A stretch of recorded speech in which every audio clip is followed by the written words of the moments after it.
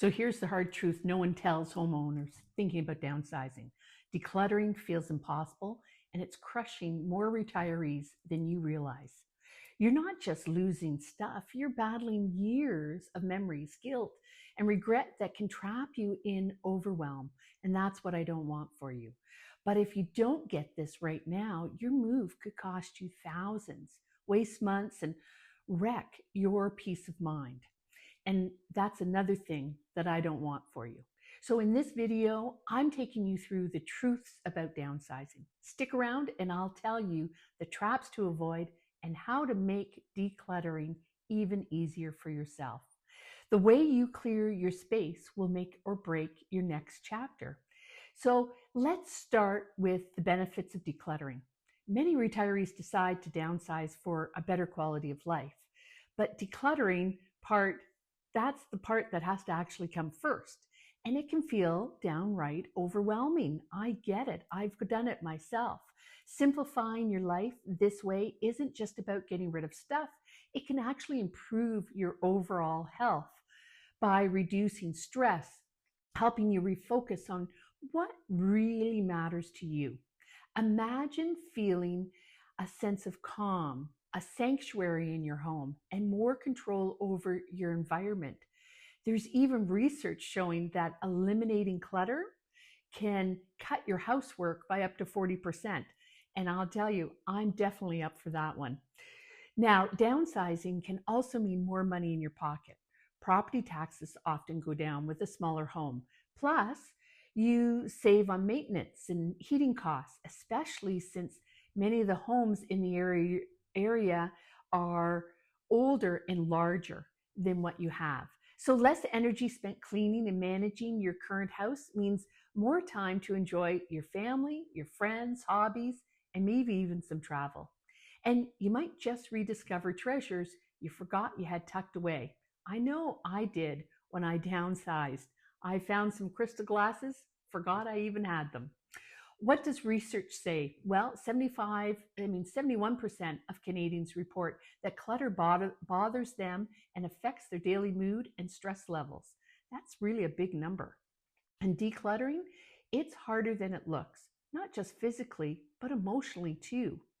So don't forget about digital clutter too. While Canada doesn't have the exact stats the US does, we do know that 23% of Canadians feel stressed from digital media overload, and 45% report digital fatigue from too much device and data use. I know I can feel that way sometimes. Think of digital clutter as your online closet of files, photos, apps, or subscriptions you don't need or use anymore. Clearing that out can be a huge boost to your mental clarity. Now, let's talk about the emotional realities no one really discusses.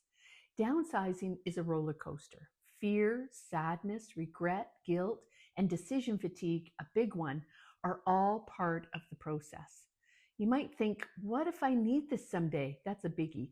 Or this was a gift from, so-and-so. Or it's been in the family forever. Maybe you bought it at a high price. And it's not as simple as watching a how-to video and then magically being done on moving day. There are real practical strategies to help, and I'll share those with you in just a minute. Here's a hard truth. Many family members don't actually want your stuff. That's tough to accept, but it is the reality.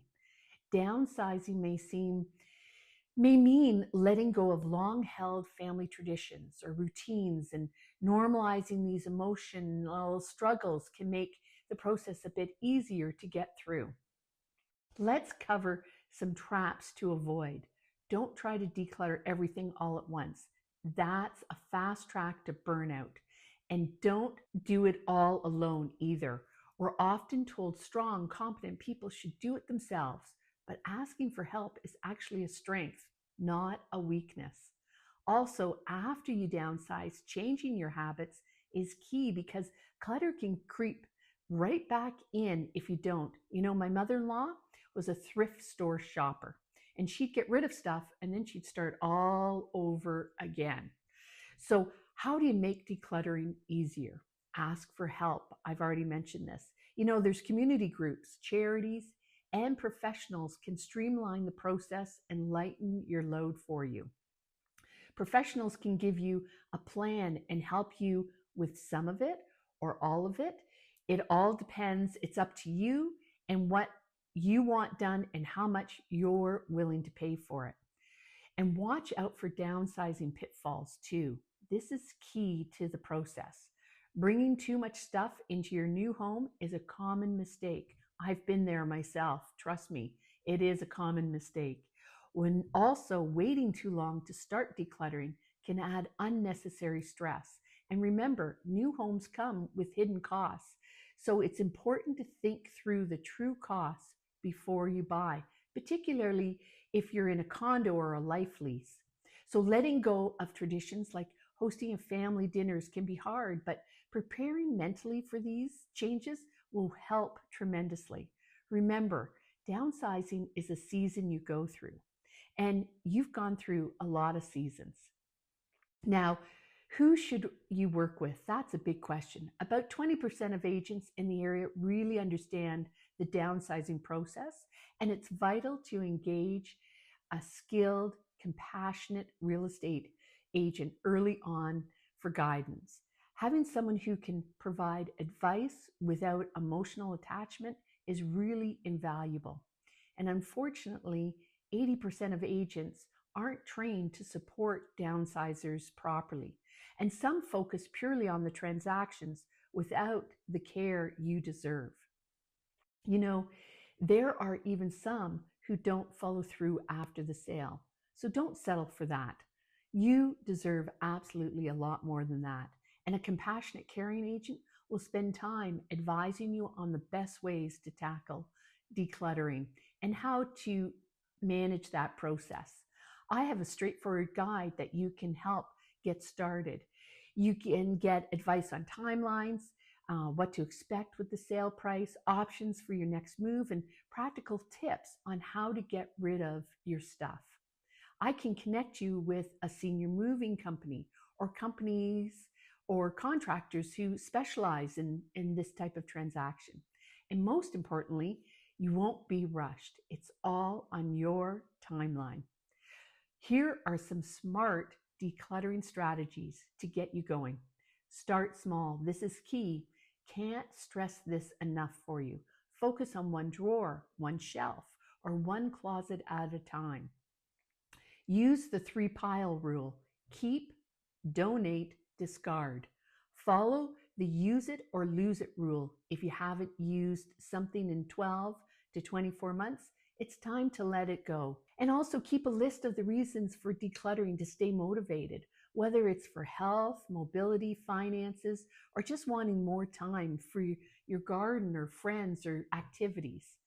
And remember, the emotional struggle is normal and temporary. This is just another season in your life. So how can you avoid regrets? Maybe you're already in your new home wondering if you made the right choice, or just starting out and wondering, is this actually worth it?